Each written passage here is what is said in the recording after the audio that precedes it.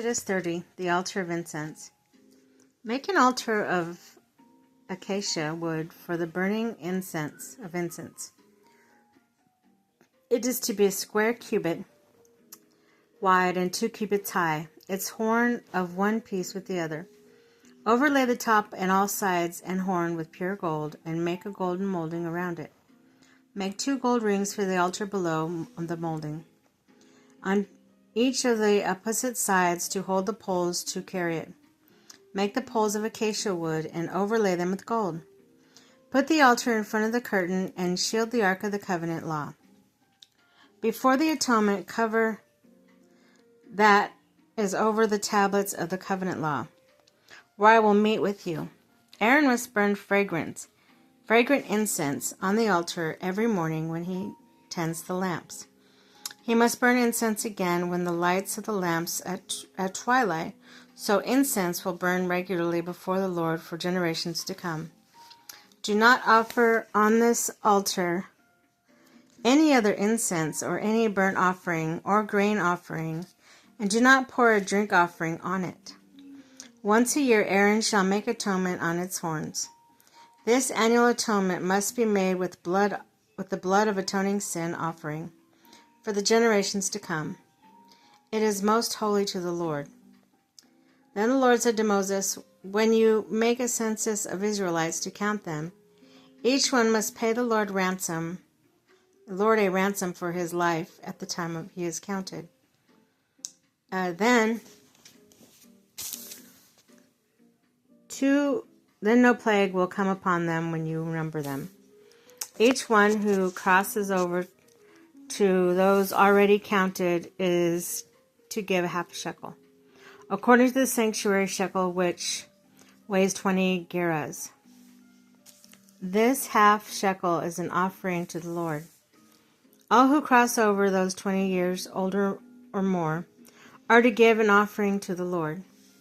The rich are not to give more than half a shekel, and the poor are not to give less than when you make the offering to the Lord, to atone for your lives. Receive the atonement money from the Israelites and use it for the service of the tent meeting, and it will be a memorial for the Israelites before the Lord, making atonement for your lives.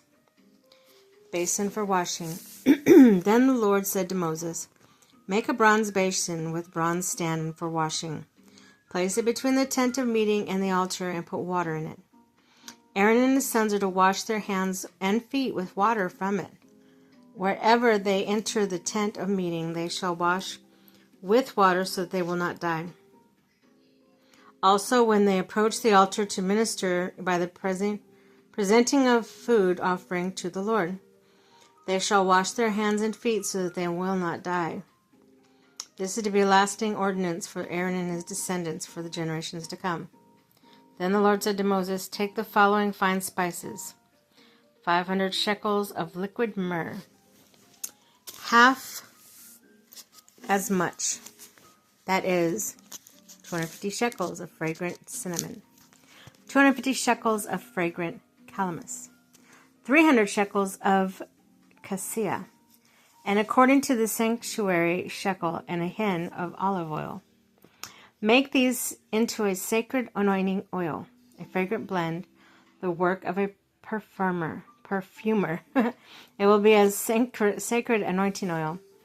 Then use it to anoint the tents of meeting and the Ark of the Covenant law, the table and all its articles, the lampstand and its accessories, the altar of incense, the altar of burnt offering and all its utensils, and the basin with its stand. You shall consecrate them so that they will be most holy, and whatever touches them will be holy.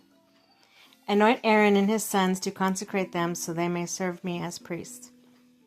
Say to the Israelites, this is to be my sacred anointing oil for generations to come. Do not pour it on anyone else's body, and do not make any other oil using the same formula.